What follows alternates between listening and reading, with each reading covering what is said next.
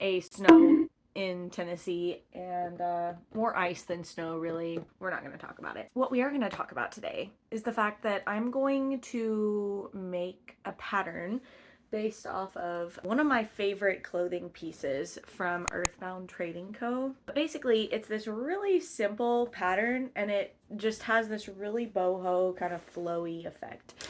And I'm going to use a sheet, the same sheet that I used for the corset making video, because I think that that material just goes really well with this style. I've actually been working on another project where I'm making my own like bodice kind of corset thing, but I made it tailored to my specific body type and shape. Maybe that video will see the light of day if it actually succeeds. I've dabbled in pattern making. So I'm like, if I can do it based off of my specific dimensions, I can surely do it based off of like having a real example. Like I can just trace this out, you know? So yeah, let's go, I guess. The very first thing that I did for this project was take some pins and pin along the seams of my dress so that there are no gathers or bunches of fabric unnecessarily. I wanted the piece to be laying as flat as possible. This dress is basically made up of 4 of these panels. So I'm creating one of those panels, creating it into a pattern with some wrapping paper, because why use pattern tracing paper when you have wrapping paper on hand that you can use instead? It has grids and everything. It's great. So I cut that out, including a 5/8 of an inch seam allowance. I ironed it down so it laid flat and then set it on my fabric. I laid the fabric in half and cut 2 each time. So just if you've sewn before, the standard way that you would cut out pattern pieces is how I cut these out. And again, because this dress is made up of 4 of these panels, I cut 4. I got all the pieces cut out, and then I decided I'm going to do French seams. So I'm sewing down the front and down the back panel, except I'm sewing wrong sides together, and then I'm going to flip it like so, and then press it, and then sew down this way, and then when you flip it back over, it'll be clean on this side, but also have nice clean seams on the inside. So that's where we're at currently. You too. You better not come out here. Please, Chess, he had a lot to drink. He's tired from traveling.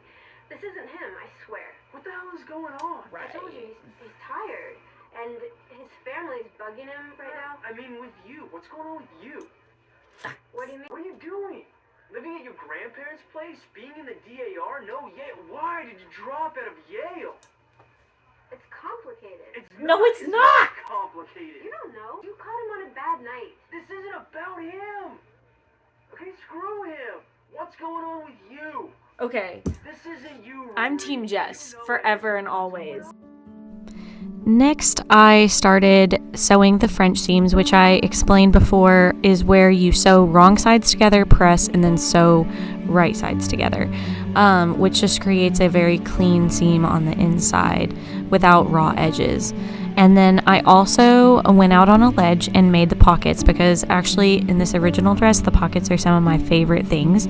And I'm not super good with pockets, but I did my best, and I really can't explain to you the method that I did because I really don't know myself. I did a lot of seam ripping and trial and error during this part, so yeah, we're not really going to talk about it. I don't know if you want to take my advice on putting in pockets, but I think it turned out well.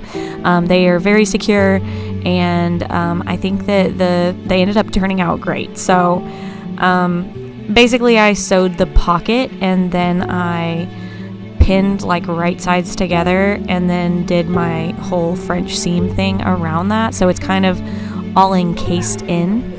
And then around the top, I discovered that it was too tight around my chest area, so I had to trim down from what I had. I had to like trim it down a little bit, and then I am making bias tape in this clip, which I'm very proud of. I watched this YouTube video, if you need it for reference, but it was actually a way simpler process than I was expecting. I do have years of experience with sewing, but I don't think I've ever made my own bias tape, and it was very easy. So cute. In this clip, I am sewing on the bias tape, so I already sewed it on the back side, and now I'm top stitching the front. And one thing I really loved is that the straps for this dress on the original design are just one continuous piece of bias tape around the armhole, and I thought that was so nice. It was very easy, actually. I decided very last minute that this dress needed a matching bandana, so I followed Rosie's sewing tutorial on how to make your own pattern and sew the whole thing together, and it literally took about 30 minutes.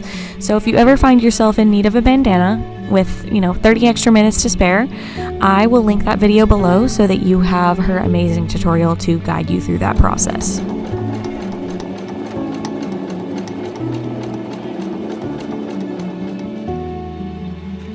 I really love how this dress turned out. I feel like the fabric matches the vision perfectly, and I'm so here for it.